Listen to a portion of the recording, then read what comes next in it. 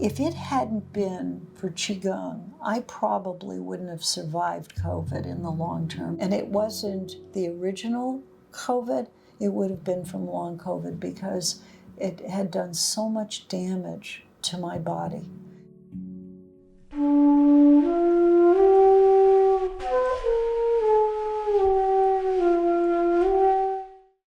Welcome to Mardi, who is a great friend of mine and a wonderful doctor and researcher. And we are really very, very privileged to have her here. Please do check out her whole bio as well as her writings on Substack. Right. So what brought you to QiGong, Mardi? Yeah. Well, I began doing QiGong about 25 years ago, and it was something that I started doing in response to having had an illness myself. I had a very bad case of shingles, and it had attacked, among other things, my leg and my foot. And my balance had been compromised by it, by the shingles infection because of weakness on this side of my body.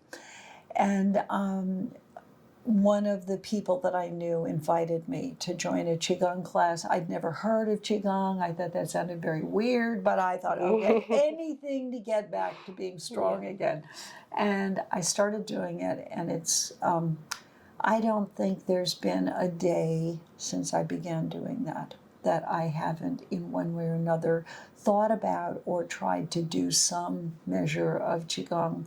And it's very much a part of my life and very much part of what I believe is vital to helping a person with vitality and keeping your mind sharp and just staying healthy. It's a beautiful, beautiful practice. In one of the studies that I did while I was at Dartmouth, we were funded to study whether or not QiGong, we used the metaphor meditative movement, whether or not we could change people's health by providing training in this meditative movement, QiGong type of practice. And we found very much so. So what does QiGong have to do with changing inflammation? Sounds like it's very obscure, but it's really not.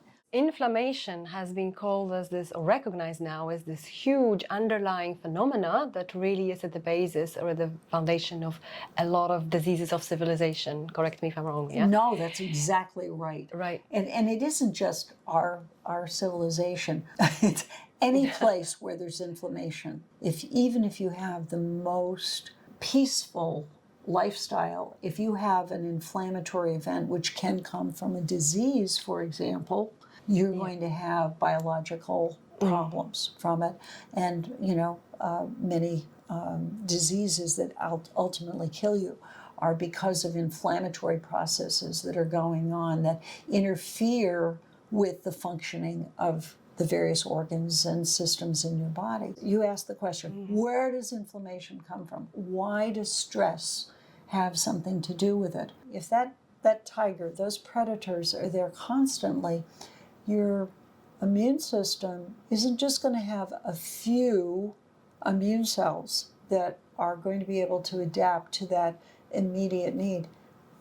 Your body is going to become adjusted to a different biological paradigm, a state where your body, your immune system is expecting to have, some sort of a crisis that it has to respond to. And in that state, it's producing inflammatory molecules. So your signaling molecules that have to do with fight or flight are being pumped out.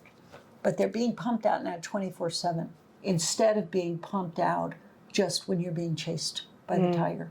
Training in QiGong has to do with learning how to be aware of and managing your thought processes.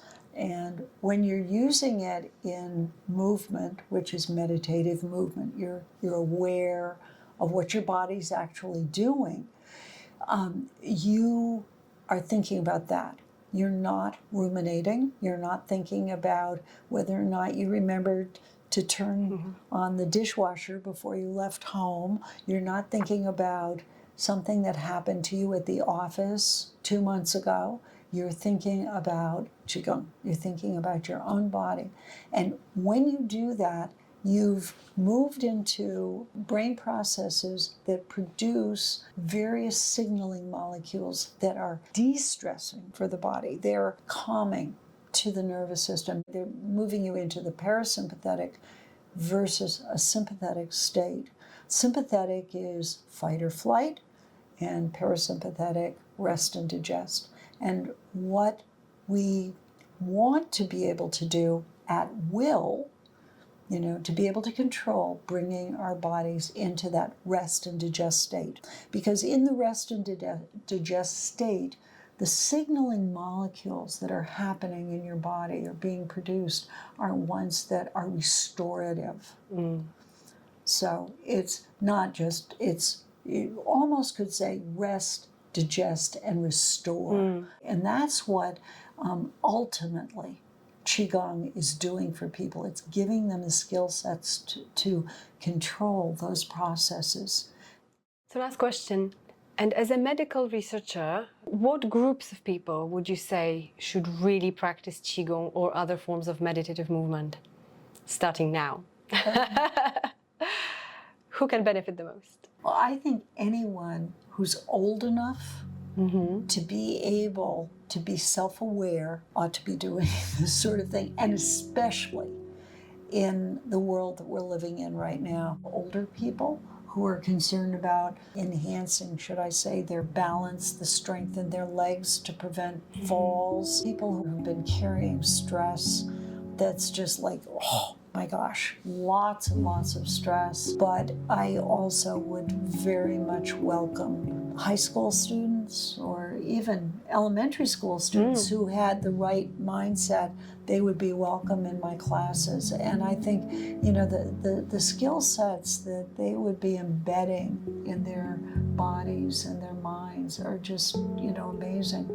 One of my grandchildren, as a matter of fact, helped us with developing some of the videos that we made about 20 years ago that were made for children with trauma and children with autism.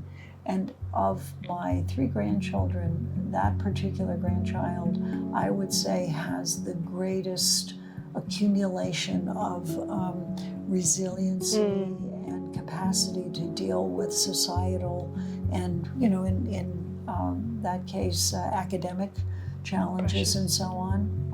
I will interject you there because I think it's very important for people to realize just how powerful these techniques can be for children. Oh, they're fabulous. I worked with a son of mine who was between the ages of 7 and 8, who was able to improve his lung capacity, calm down his asthma, and we pretty much turned him around from the verge of chronic fatigue syndrome, myalgic encephalopathy, till he became a double national wushu champion and an elite sports person. Wow. But more importantly than that, very calm and aware of himself and able to handle stress and pressures much better. Right.